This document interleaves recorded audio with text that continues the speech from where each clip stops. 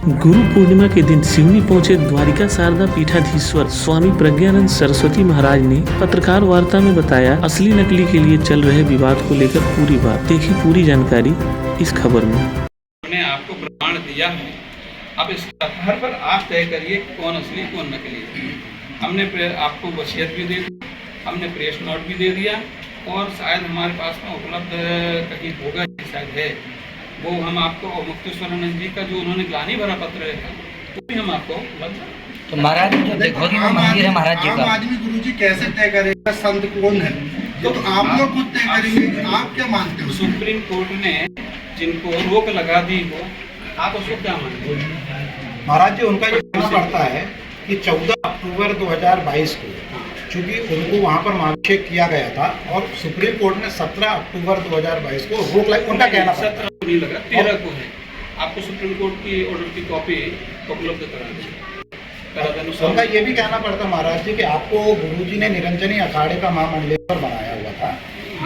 अखाड़े के लोगों गुरु शंकराचार्य नहीं बनाते, गुरु जी की इच्छा थी कि हम निरंजनी अखाड़े के आचार्य बने। आप निरंजनी के आचार्य ले आए तो उसके लिए हम थोड़ा सा उस विषय को भी हम ला ही दें, क्योंकि आप लोगों ने बात की और उन्होंने चर्चा करते गए। निरंजनी अखाड़े के आचार्य बनने की हमारी इच्छा नहीं थी, लेकिन इन्होंने गुरुजी को जाकर के कहा कि गुरुजी कहा कि हमारे पास में दो आचार्य हो जाएंगे, ये हो जाएंगे, तमाम तरह की बातें गुरुजी कहा। क्योंकि वो जानते थे कि गुरुजी की बात हम कभी काटते नहीं, तो गुरुजी को जाकर के जब उन्होंने कहा कि आप वो बन जाए, मतलब निरंजनी अखाड़े के लिए उन्होंने बोला, तो हमने कहा कि गुरुजी कह रहे हैं ठीक है, लेकिन अभी हमारी इच्छा नहीं है। तो इनकी सभी प्लानिंग ये थी कि हम अखाड़े से संन्यास लें। ये हमारे सामने बात नहीं हुई, ये गुरुजी के सामने बात हुई। तो इन्होंने कहा कि वो अखाड़े वाले आए थे, महाराज जी अखाड़े में ही उनको सन्यासी बनाएंगे, क्योंकि वहाँ पे आचार्य तो सन्यासी होता है। तो गुरुजी नाराज हुए कि हमारा शिष्य है, उसको सन्यास देंगे, अखाड़ा देगा, आपको बनाना बनाओ, नहीं बनाना ना बनाओ, हम सन्यास की दीक्षा तो मंगी देंगे।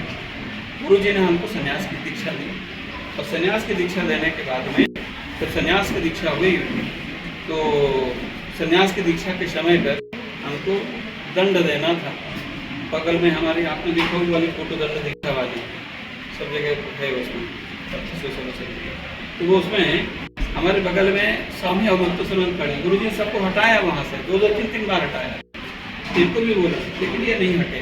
तो गुरुजी ने वहीं पर हमको जो मंत्र होता वो दे दिया और शायद इनके मन में था कि दंड इनसे दिलवाएं, लेकिन गुरुजी ने दंड उनसे ना दिलवा कर दंड हमसे ही अपने से ही गुरुजी ने दंड दिया और हमसे बोला कि आज से तुम दंडी सन्यासी हो, आज पहली भिक्षा तुम्हें जो कराएगा उस बड़ा गुण होगा। और दूसरी बात उन्होंने बोली कि आप ऐसा है कि आज से तुम्हारा नाम जो है स्वामी प्रज्ञानानंद सरस्वती होगा। स्वामी मुक्तेश्वर बगल में ही थे, फोटो में देख रहे महाराज जी इनको तो अखाड़े में जाना है, अखाड़े में चूंकि गिरनामा ठीक रहेगा, वहाँ चल जाएंगे। तो गुरु जी नाराज हुए, कैसे चिल्लाए कि हमको जो देना था हमने दे दिया, तुमको लिखना लिखो। वही बात कब आई जब हमारा क्या हुआ कि अखाड़े के साथ में विवाद क्या हुआ कि अखाड़े में कुछ खर्च जाना था। वो खर्च का पैसा, यद्यपि पैसे की लेन की बातें शायद मीडिया के सामने नहीं करनी चाहिए, लेकिन एक बड़ी राशि जो हमारे उनके पास में गई, स्वामी मुक्तेश्वरानंद ने को अपने पास में रख लिए, जो वहाँ खर्च का करना था उन्होंने नहीं दिया उनको।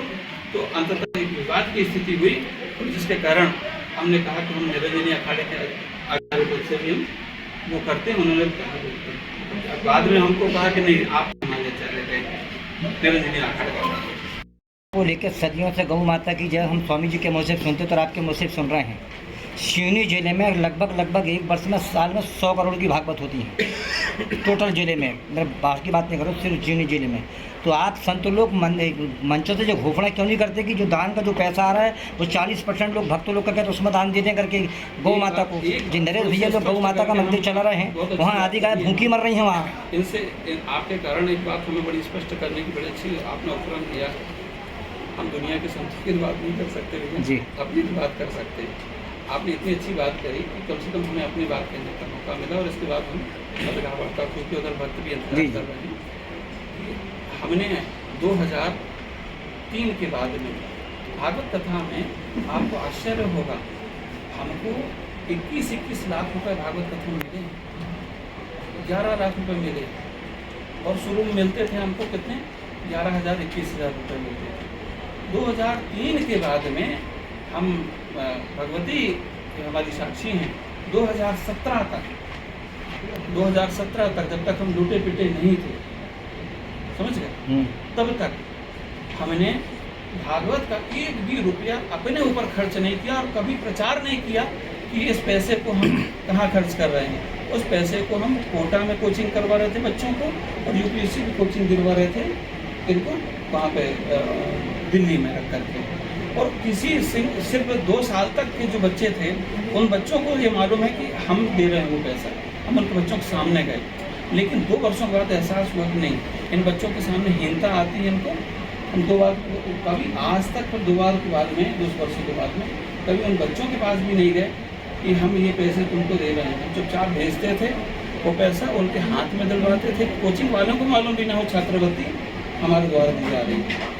हॉस्टल में पैसा दिलवाया जाता था, वो पैसा हम वहाँ दिलवाते थे। 2017 के बाद में हमने थोड़ा सा निर्णय ये ले लिया था कि हम भागवत में पैसा नहीं लेंगे, और जो पैसा आएगा वो हम ये कोई उपक्रम होगा उस पर ही खर्च करेंगे, क्योंकि हमने उस समय उसके बाद में वो छात्रवृत्ति वाला काम बंद कर दिया था उस समय। अब अंतिम सवाल था महाराज जी मेरा, आप स्वामी स्वरूपानंद जी के परम शिष्य हैं, जैसे ही आप कह रहे हैं, परम शिष्य और जे जिला उनका तपोभूमि उनकी है, तो हमारा निवेदन था, और सरकार आपकी जब पूरे भाजपा के साथ मंडलेश्वर आपके साथ विराजमान है, कांग्रेस को तो एक भी आदमी नहीं रख रहा है, तो और सरकार भी भैया मैं भाजपा का नहीं कार्यकर्ता नहीं हूँ, गुरुभक्त होने के नाते हूँ यहाँ पर। तो सरकार भी इनकी है, नीचे से लेकर ऊपर तक दोनों इंजन इनके हैं, और अभी यहाँ कॉलेज बन ही रहा है, तो क्यों ना वो कॉलेज का नाम स्वामी स्वरूपानंद कॉलेज बना जाए, जिले के लिए बड़ा गौरव की बात होगी। इस बात को डंके की चोट में इनसे करवाएंगे। महाराज जी